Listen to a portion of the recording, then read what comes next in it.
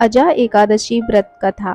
इस ध्यानपूर्वक इस कथा का महात्मा श्रवण करो। पौराणिक काल में भगवान श्री राम के वंश में अयोध्या नगरी में एक चक्रवर्ती राजा हरिश्चंद्र नाम के एक राजा हुए।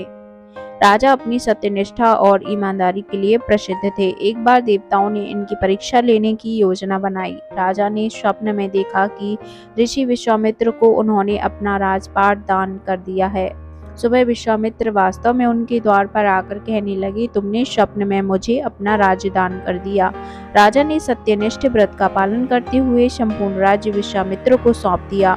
दान के लिए दक्षिणा चुकाने हेतु राजा हरिश्चंद्र को पूर्व जन्म के कर्म फल के कारण पत्नी, बेटा एवं खुद को बेचना पड़ा।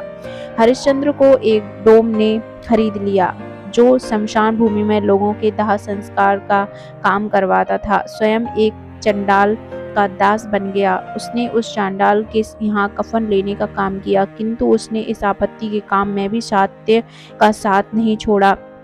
जब इसी प्रकार उसे कई वर्ष बीत गए तो उसे अपने इस नीच कर्म पर बड़ा दुख हुआ और वह इससे मुक्त होने का उपाय खोजने लगा। वह सदैव इसी चिंता में रहने लगा कि मैं क्या करूं, इस प्रकार इस नीच कर्म से मुक्ति पाऊं। एक बार की बात है कि वह इसी चिंता में बैठा था कि गौतम ऋषि उसके पास पहुंचे। हरिश्चंद्र ने उन्हें प्रणाम किया और अपनी दुख भरी कथा सुनाने लगे।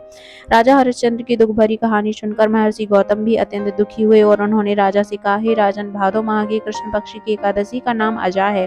तुम उस एकादशी का विधान पूर्वक व्रत करो और तथा रात्रि को जागरण करो, इससे तुम्हारे सभी पाप नष्ट हो जाएंगे। महर्षि गौतम इतना कहकर आलोप हो गए। अजान नाम की एकादशी आने पर राजा हरिश्चंद्र ने महर्षि के कहे अनुसार विधान पूर्वक उपवास तथा रात्रि जागरण किया। इस व्रत के प्रभाव से राजा के सभी पाप नष्ट हो गए। उस समय स्वर्ग में नगाड़े बजने लगे तथा पुष्पों की वर्षा होने लगी। उन्होंने अपने सामने ब्रह्मा, विष्णु, महेश तथा देवेंद्र आदि देवताओं को खड़ा पाया। उन्होंने अपने मृतक पुत्र को जीवित तथा अपनी पत्नी को राजसी वस्त्र तथा आभूषणों से परिपूर्ण देखा। व्रत के प्रभाव से राजा को पुनः अपने राज्य की प्राप्ति हुई।